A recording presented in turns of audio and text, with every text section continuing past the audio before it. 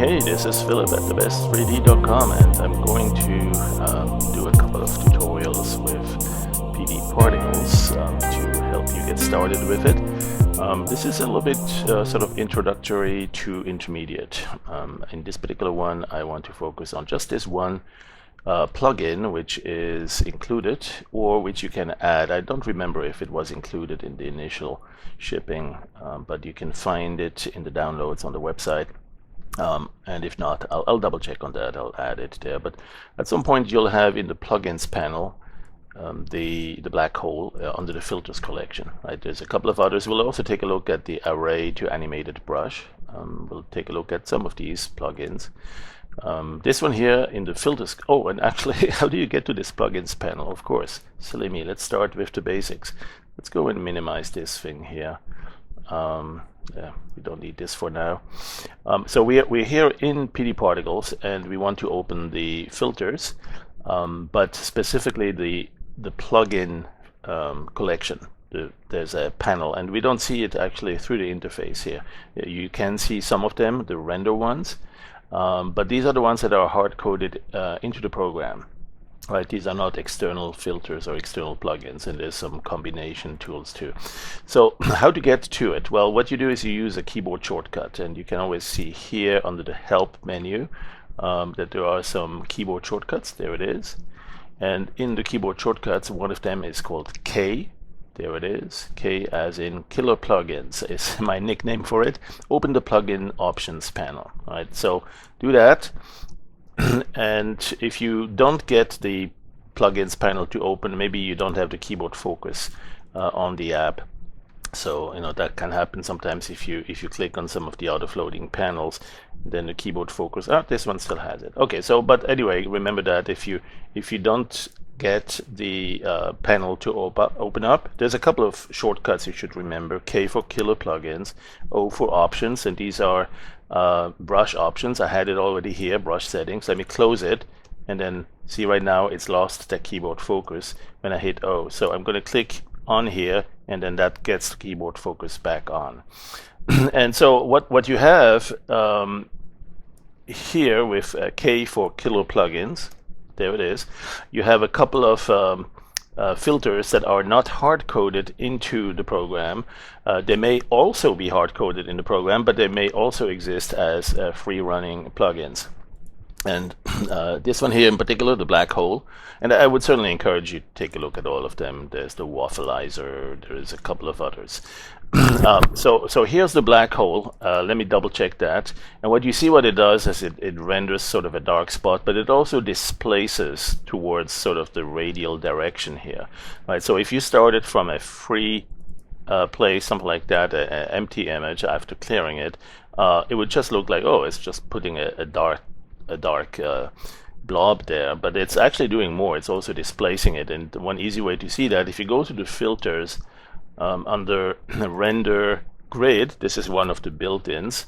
You have sort of a grid pattern showing here, and that could be pretty interesting, just like that. But then with the black hole, double click that, you have that additional deformation happening here, and you double click it again, it will deform it even more, right? So it's applying that filter every time you double click it. Now of course it's totally dark here. You could do an interactive undo also. Right, let's check, for instance, here if I double click that to run it once, and then use the interactive undo. That's this little icon up here, and you can say fade between the two. Right, so that gives you a faded blend between the two images. All right, we knew that. That's not new. But anyway, here it is, the black hole. Have fun. Let's check it one more time. Here's a checkerboard, and then the black hole. Or let's see what else can we use this with. As I saw, the waffleizer. That one will actually add the waffle to the existing image. So if you want to start from a clean slate, make sure you erase first, and then waffleize it. And then add some black hole magic to that. And there it is. All right, thanks for watching. This was just a little intro to, again, how to get this plugin, the killer plugins up. K for killer plugins, and we'll start exploring some of the others here, and also again how to add more, because if you look at our newsletter, or the records on the website with the newsletter, you'll see that on occasion we release additionals. And there might be, for instance, some that you haven't seen yet that were there all the time, or there might be some that, well, you haven't installed yet. One of them might be, let's see, filter. Yeah, you know what? I don't have them here in this installation, so we'll go through that and install a few of those. Right? Let's just finish it with the matte cutter. That's under the miscellaneous category, if I recall. There it is. The matte cutter is essentially kind of like adding a frame around it, like frame your picture, frame your artwork, kind of thing. Right. So this is a little plugin that actually in PD Artist or PD Howler is included with the program, and here with PD Particles, just the same. Just not necessarily. I don't recall if it's showing in the let's see, view, maybe under image. It could be here under like frame your artwork, spare image. No, it doesn't. So it's basically it's there, but it's not visible in the main interface. So you have to open the plugins panel, go to the miscellaneous category, and find the where is it? There, the matte cutter. Double click that, and what that will do is it will open an additional space around it. There's a white zone around the picture. Right, if you look at the picture right now, this black hole distortion goes all the way to the edge, and then here there's a little bit margin on the left side. Well, that is the image you see here, a little bit smaller in this preview. And then you have several cardboard sections. There's a whiteboard, there's a gray board, and then there's sort of a frame around it. And that's simulating the wooden frame you might place around it.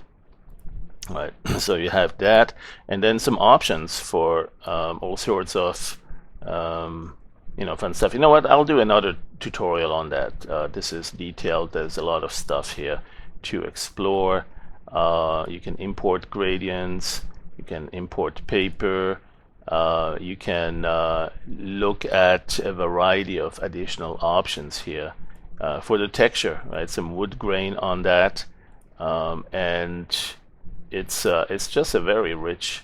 I'm tempted to just cover that right now, if you don't mind me taking up more time. There is so many different options here to explore the type of wood grain, the size of the white zone and the gray, and whether texture or paper should be used, and there's a little white outline and so on.